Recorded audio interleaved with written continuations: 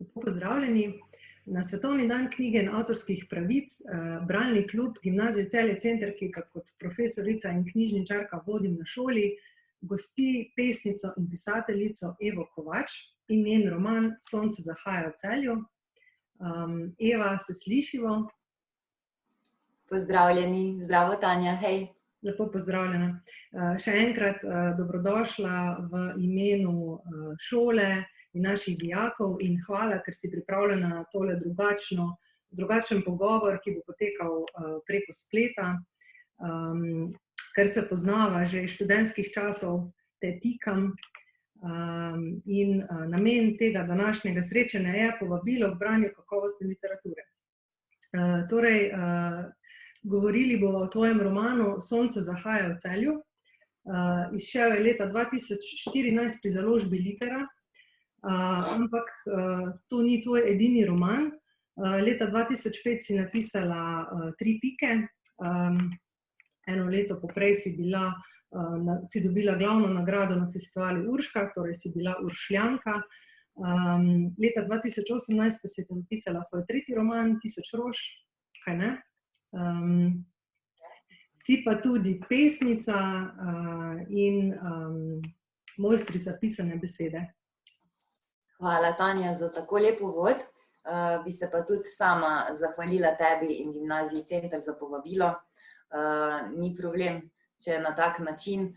Se pa veselim, da bomo spet kdaj v živo, tako kot smo že bili pri vas. Tako da pozdravljeni tudi vaši dijaki in ostali morebitni poslušalci. Hvala. Torej, če greva kar k romanu, gre za avtobiografski roman o tvojem življenju, sestavljen iz 23 poglavij, dnevniški zapis iz enega obdobja tvojega življenja. Zanima me, kaj tvoja knjiga ponuja bralcu, o čem govori, kaj je tisto njeno bistvo, kaj bi ti izpostavila v svojem romanu? No, Sonce zahaja v Celju je nekako s tem si ga obudila ponovno in sem zelo vesela, ker v Sloveniji na leto izide res ogromno, veliko število romanov in mi je všeč, da bova govorili o tem, ker je nekaj posebnega, govori namreč o odvisnosti od trde droge, ne? In vsekakor je biser tega romana to, da glavna junakinja odvisnica se osvobodi odvisnosti od heroina, ne? To ni kar tako. To mi je uspelo z znanjem teorije Eksena, pravzaprav, ker je roman resničen, nekako sem preizkusila to znanje v svojem življenju. Tako da knjiga Sonce zahaja v Celju pa opisuje del te poti iz odvisnosti. Kako mi je to uspelo, kako se je to zgodilo, tako da sem se res ukvarjala s sabo, da sem prevzela odgovornost za svoje občutke in za svoje življenje. In to je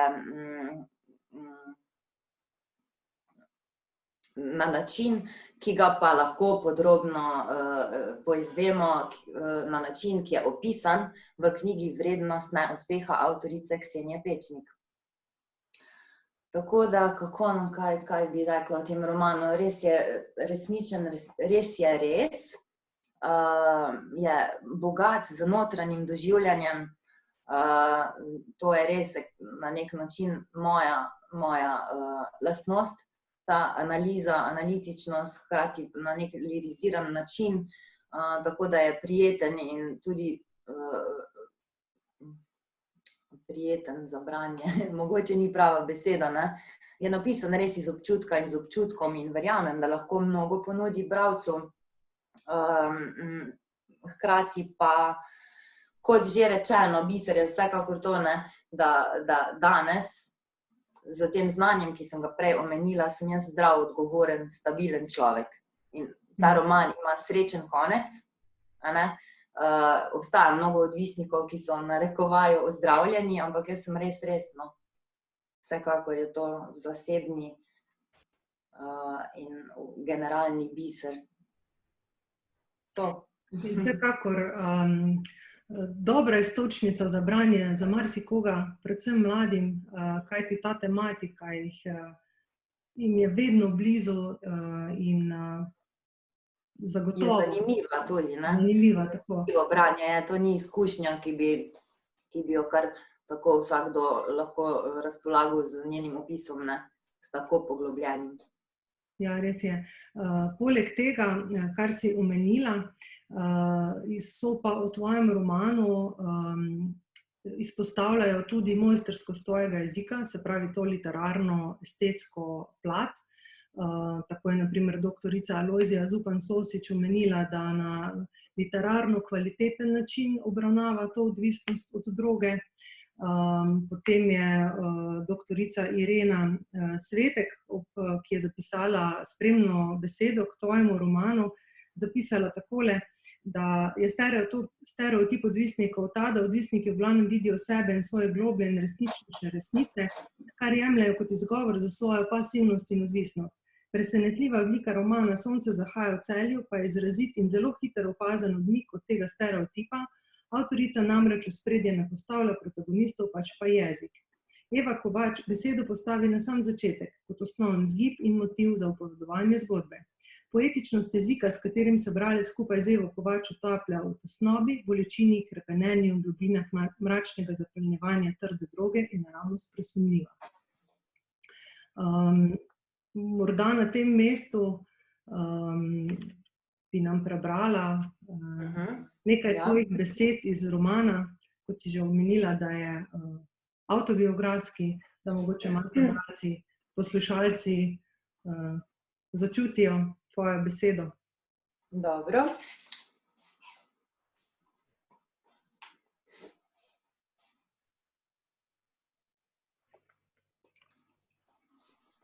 Z vsakim dnem s heroinom je vse bolj in bolj strašno. Bog, da bi mogla vzeti dovolj in obležati, v veri v to ljubezen, eno in edino dobro stvar na vsem svetu. Utrujena, na novo izpraznjena, z novo potrebo po še. Kako bo, torej?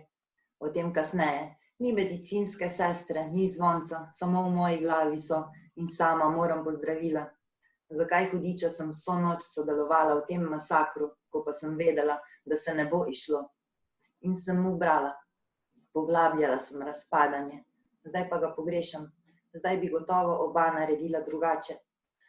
Toda moj dragi me sovraži in gotovo se bo vse ponovilo, preden umreva. Razen, če namesto naju ne umre nekaj tretjega. In to tretje je lačno in midva sva mu sužnja. Lado posluša muziko, ki mi je premešala srce z drobovjem. Luna je polna, kmalu, še malo in bom večja od nje. Pik. On je še vedno lep, pa se ne vidi. Jaz nisem in se vidim. Marjetice zunaj me kličejo, moje belo cvetlično ime. Sedim na toplem kožuhu, ko kričijo, kot speča muca, ki jo nosi Luna in se nevede hrani svojim lastnim gobčkom. Odtrgam košček z obraza, se zagrizem življenjsko pomemben del, pa še vedno ni konec. To je to. Konca ni. Zdaj tudi sebi ne verjamem več. Vedno, ko vzamem heroin, prelomim vse možne obljube, pa še žal mi ni, nasprotno, točno to hočem in nima več strah, da bom kaznovana. Ker v kazni živim in šele ko vzamem, lahko spet vidim, slišim, mislim. Upanja je zmeraj manj in ne pogrešam ga več. Vsak dan zlomim tudi Lada. Zgolj moja prisotnost ga naredi okrutnega. Nič ne ostane. Po obredu si on pripravi velikansko večerjo. Moja večerja so vonji, teh se ne da izbruhati. Hvala. Hvala tudi tebi. Bi pa se zahvalila tudi za te recenzije, ki si jih omenila, oziroma za recenzijo Svetekove, ker mi je bila zelo všeč in zelo blizu, takrat, ko jo je napisala. Hkrati pa ta prvi del, se pravi, kar je povedala gospa Sosičeva, me je pa še posebej razveselil pred kratkim, Se pravi, tudi zdaj, ko je praktično ta knjiga že 6 let stara, je na nek način še obstaja v tej debati.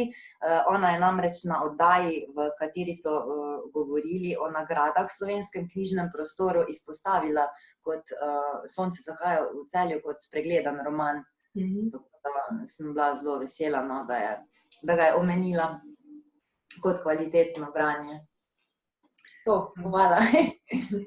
Ja, res je, pravzaprav se skozi ves tvoj roman občuti ta resnica, o kateri si govorila čisto na začetku, ker pravzaprav se vse skupaj dogaja v notranjosti glavne junakinje, v njenih doživljanjih, v njenih odzivih na njeno življenje, se pravi na dogodke, na odnose. In to izpostavljajo, naj zopet omenim kritiko, literarno kritiko, to prav tako izpostavljajo v recenziji k tvojem romanu, in sicer takole, da pravzaprav gre za drugačen roman, ki predrugači tovrstne romane, ki govorijo o drogi, tako imenovani narkomanski romani. In sicer takole piše, da ob trdno zastavljeni strukturi in dramaturškem loku, ki je blizu klasičnemu, nam avtorica skozi časovne in prostorske preskoke gotovo prvič v slovenski zgodovini predstavi antiprotagonista odvisniškega romana. Ta je namreč v romanu Sonce zahaja v Celju izrazito razgledan, senzibilen in analitičen. Premore zavedanje o svoji odvisnosti in jo jemlje izključno nase, kar je tako v življenju kot v tovrstni literaturi posebna redkost. Se pravi, ta resnica se občuti tudi skozi tvoje pisanje, skozi tvoj jezik. In se pravi, ti trdno stojiš za tem, kot si rekla, ti si danes zdrav, stabilen človek. Ki si nikoli ne zaželi droge. To se mi zdi tako pomembno, ne? Dejansko ne, v resnici ozdravljen človek. Ja, res je velika stvar. In še posebej navdih tistim, ki pa mogoče še ne najdejo te poti iz odvisnosti, se pravi navdih mladim, kajti tvoj roman ponuja številne možnosti za pogovor, za poglabljanje in je večno aktualen, kot bi temu rekli. In sem prav vesela, da sem ga izbrala v bralnem klubu. In tudi odziv dijakov na branje, odziv mladih je zelo dober. Radi so se pogovarjali o njem, mi dali kakšno repliko na prebrano, tako da resnično priporočamo branje. Mogoče bi nam prebrala še kakšen odlomek. Ok, zdaj pa enega kratkega, zato da bodo celo knjigo želeli prebrati, ne? Še 20 dni do odhoda domov. Šla sem na rob White Housea pod zvezde in neem tree. To so drevesa, iz katerih listov delajo čaj in prah, ki je tudi zdravilo. Le še 20-krat zalijem najne 3 jagodne grmičke in grem s kolesom po drevoredih, mimo polja vrtnic in Jogeševe rožne hiške na skrajni vzhodni rob. Kakšno potovanje. Zdaj doumem eno pogostih besed svoje učiteljice, sprejemanje, nestrinjanje, nesprijaznjenje, netoleriranje, neravnodušnost in nepotlačevanje. Nastopi na koncu bolečine, z veliko prostora za lepe občutke. Lado je prepovedi navkljub odšel ven, na svobodo. Bojim se, da bom morala sama na pot do Delija in domov. Še vedno čakam, da se to spremeni. Menda me ne bo še enkrat in to najbolj usekalo tik pred koncem. Jasno, da me bo. Hvala. Hvala. Morda eno vprašanje naše dijakinje. Odkot ta naslov Sonce zahaja v Celju? Ja, bil je preblisk v mojih mislih, ampak v resnici je v času moje odvisnosti Celje bilo prispodoba za drogo. Res. Ko vidiš tablo Celje, je podoben učinek, kot če vidiš znak za lekarno, če si odvisnik, to bolj razumejo, mogoče bivši odvisniki. Je pa tudi dejstvo, da če se iz mojega kraja, se pravi Šentjurja, pelješ proti Celju, popoldan sonce zahaja v Celju. Lepo. Čisto na koncu bi se ti rada zahvalila za tvoj čas, za te kratke minutke pogovora o tvojem romanu in naj bo to povabilo na današnji dan k branju tvojega romana za vse, ki so prisluhnili najinemu pogovoru. Hvala, Eva. Hvala tudi tebi, pa tudi od mene vsem lep pozdrav in povabilo k branju, seveda. Seveda se pa veselimo, da se bomo srečali v živo v naši knjižnici, kjer si nas že obiskala. Do takrat pa nasvidenje. Nasvidenje.